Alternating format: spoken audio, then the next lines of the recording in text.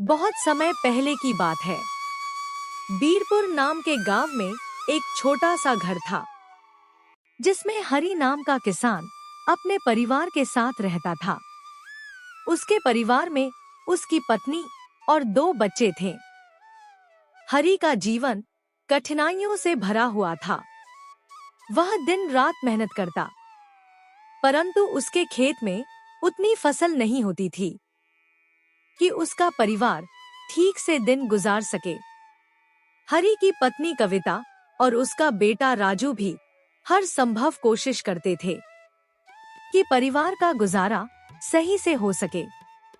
हरि का सपना था कि उसका बेटा राजू पढ़ाई करके बड़ा आदमी बने, लेकिन गरीबी के कारण राजू को गांव के स्कूल में ही पढ़ाई करनी पड़ रही थी, जहां सुविधाएं न के बराबर थी। हरि के पास एक छोटा सा जमीन का टुकड़ा था, जिसमें काम करके वह अपने परिवार का खर्चा चलाता। एक दिन कविता हरि से कहती है, ये जी, हम लोगों की हालत और भी खराब होती जा रही है। हमको तो कुछ समझ में ही नहीं आ रहा है।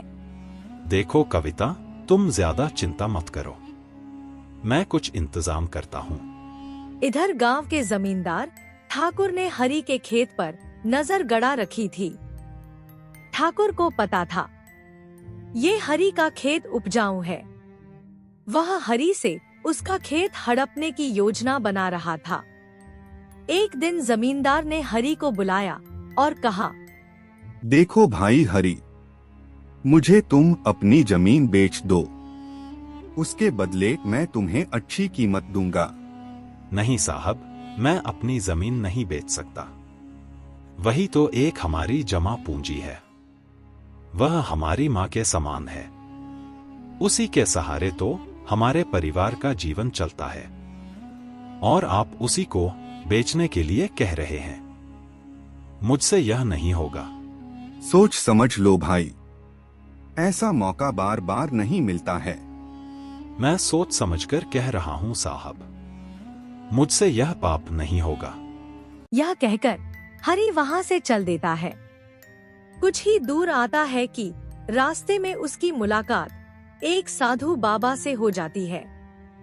साधु बाबा हरि को उदास देखकर पूछते हैं, क्या बात है बेटा, कहाँ से आ रहे हो? बहुत उदास दिखाई दे रहे हो। कोई परेशानी है तो बताओ, मैं उसे सही करने का प्रयास जरूर करूंगा। बाबा, हमारी स्थिति बहुत ही खराब है। मैं अपने जीवन में बहुत सारी कठिनाइयों का सामना कर रहा हूँ। ऊपर से गांव का जमींदार मेरी मजबूरी का फायदा उठाना चाहता है।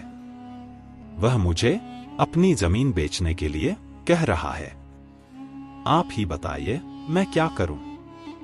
मुझे तो कुछ समझ में ही नहीं आ रहा है। बेटा, तुम अपनी जमीन को मत बेचना, भले ही तुम्हें कुछ भी करना पड़े, क्योंकि वह तुम्हारे पुरखों की जमीन है। मैं तुम्हें कुछ पैसे दे देता हूँ, जिससे इस समय तुम्हारी मदद हो जाएगी, और बाद में तुम अपने खेती से अपने परिवार का खर्चा चलाना। इतनी बात कहकर साधु बाबा हरि को कुछ पैसे देते हैं और यूं मस्त कहकर वहां से चले जाते हैं। और हरि भी पैसा लेकर खुशी से घर पर आ जाता है और अपनी पत्नी को सारी बात बताता है, जिसे जानकर उसकी पत्नी और उसके दोनों बच्चे बहुत खुश होते हैं। और तब से हरि का परिवार सही से चलने लगता है।